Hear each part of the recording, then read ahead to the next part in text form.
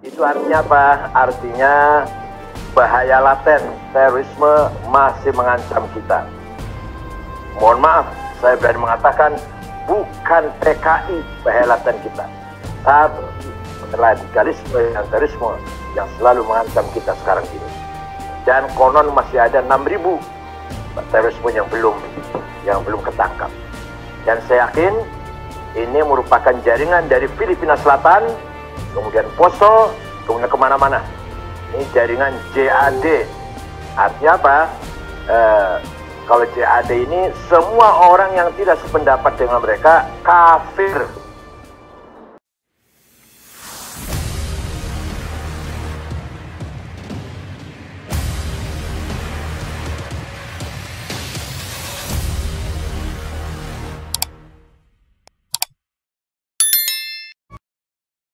Kemarin kita dibisingkan lagi dengan bom bunuh diri.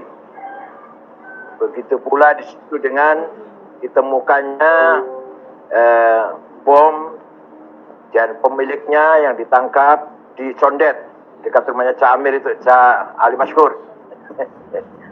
Itu artinya apa? Artinya bahaya laten terorisme masih mengancam kita. Mohon maaf, saya berani mengatakan bukan PKI bahaya laten kita, tapi radikalisme dan terorisme yang selalu mengancam kita sekarang ini. Dan konon masih ada 6.000 terorisme yang belum ketangkap.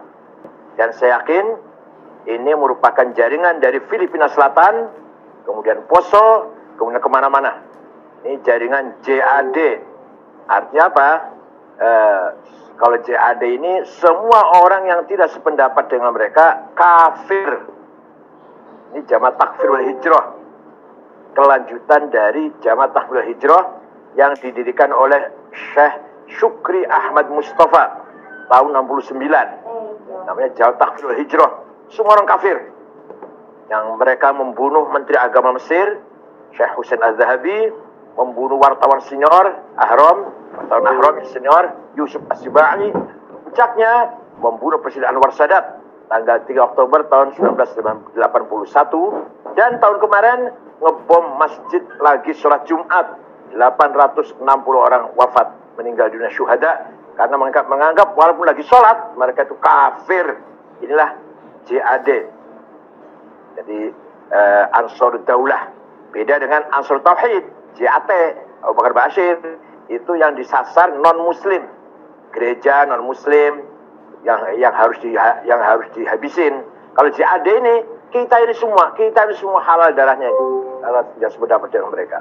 Termasuk antaranya yang menusuk Pak Wiranto dan yang bom masjid sholat Jumat di Cirebon, Polresta Cirebon beberapa tahun yang lalu. Itu jaringan Ansarud Daulah, kelanjutan dari Jamaah Takfir wal Hijrah, mirip atau pas seperti ISIS yang mereka lakukan. Ini artinya apa? Artinya kalau kita benar-benar sepakat, benar-benar kita satu barisan ingin menghabiskan atau menghabisi jaringan terorisme dan radikalisme, benihnya dong yang harus dihadapin.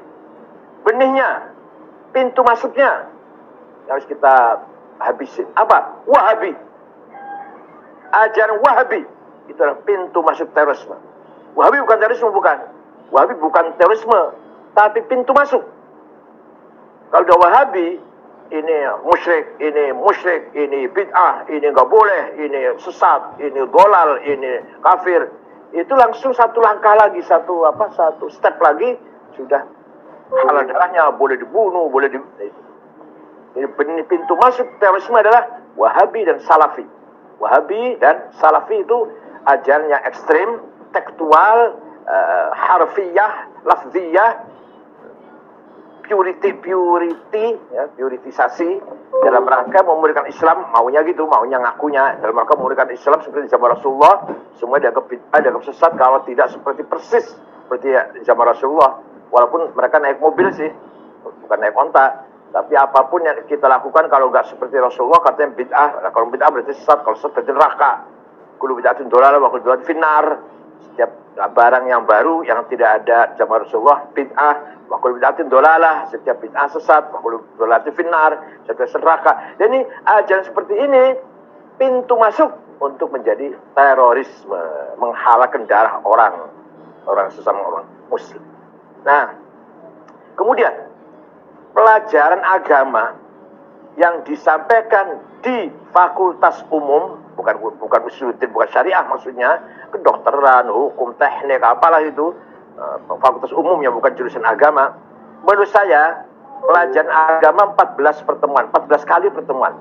Itu jangan semua diisi dengan akidah syariah. Agama ada 3. Akidah, syariah, akhlak. Akidah syariah cukup 4 kali pertemuan.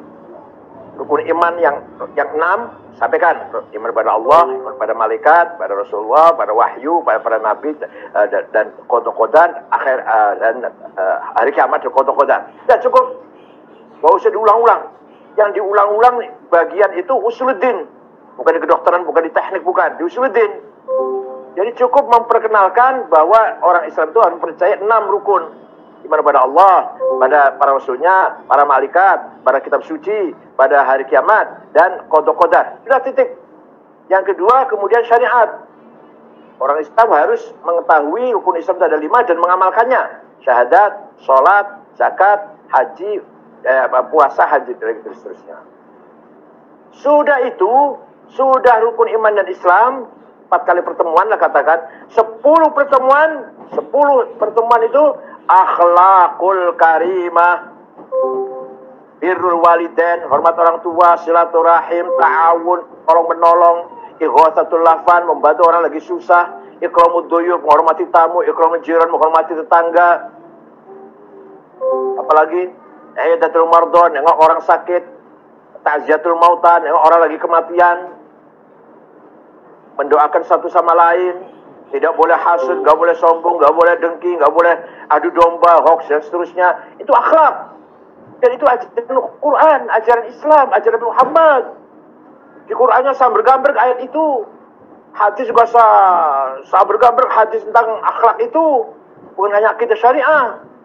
Jadi kalau pelajaran agama disampaikan di fakultas yang bukan agama, kemudian terulang-ulang neraka, surga, kafir, Islam, sesat, dolal. Itu akidah lah, akidah teologi. Kafir, mukmin, muslim, kafir, dolal, sesat, musyrik, bid'ah, neraka, surga. Wah, radikal semua nanti itu. Itu bagian fakultas usuluddin yang perdalam akidah. Yang perdalam syariah, tafsir, hadis, fikih, syariah. Fakultas syariah. Perdalam tafsir, hadis, fikih. Yang mendalami usuluddin akidah, mendalami akidah usuluddin. Kalau di fakultas umum cukup hanya mengenal, hanya mengajak meyakini itu, kemudian ditekankan adalah akhlakul karimah, menghindari radikalisme yang tumbuh di perguruan tinggi, jurusan teknik atau jurusan yang bukan jurusan agama, jurusan IPA terutama, yang bukan jurusan agama. Ini yang saya lihat kurikulum atau metode yang harus dijalankan di perkuliahan mata kuliah agama di pelajaran di perguruan tinggi yang bukan jurusan agama Islam. Yang ketiga, saya harapkan kepada kepolisian tidak ragu-ragu, tidak gamang dalam memberantas terorisme itu. Kalau mau dalil, saya kasih dalilnya. Wal murjifuna fil madinati la nuhriyannaka bihim thumma la yujawirunaka fiha illa qalila. Wal murjifuna fil madinah, Muhammad, Al-Quran berbicara kepada Muhammad. Muhammad, orang-orang bikin gaduh di Madinah, la nuhriyannaka bihim, saya izinkan kamu serang mereka. Thumma la yujawirunaka fiha illa qalila. Dan jangan biarkan mereka duduk bersama kamu, tinggal bersama kamu di Madinah.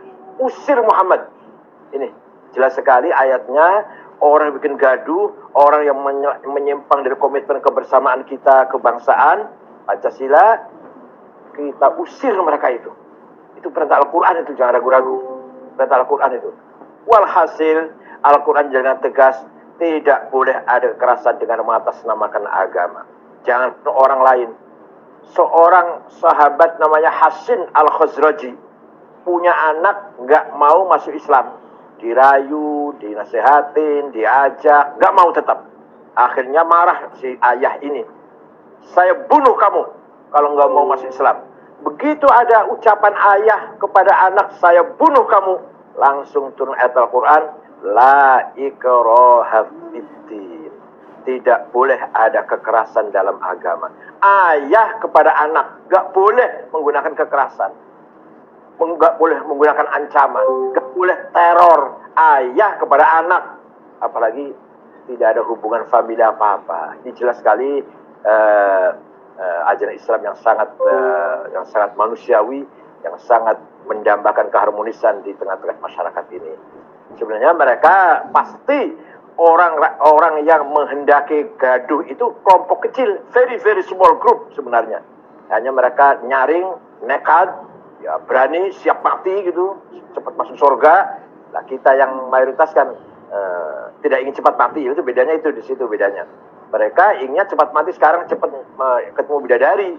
Oleh karena itu mereka siap mati, bukan hanya melempar bom ke gereja, dia pun mati. Maunya orang lain mati, dia pun mati, maunya gitu.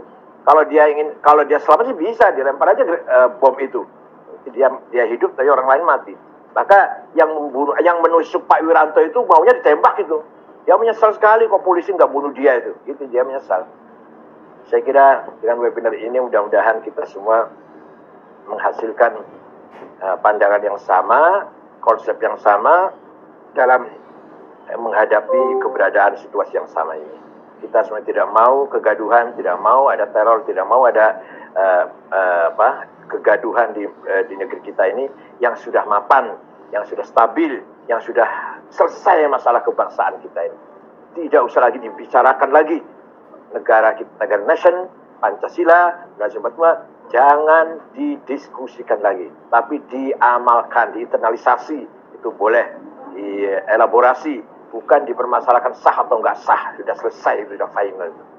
Selamat Pak Ali Mashkur dalam webinar ini, mudah-mudahan sukses. Terima kasih, syukran wa dumtum fil khairil barakati wan najah, wallahul muwaffiq ila aqwamit thoriq. Wassalamualaikum warahmatullahi wabarakatuh.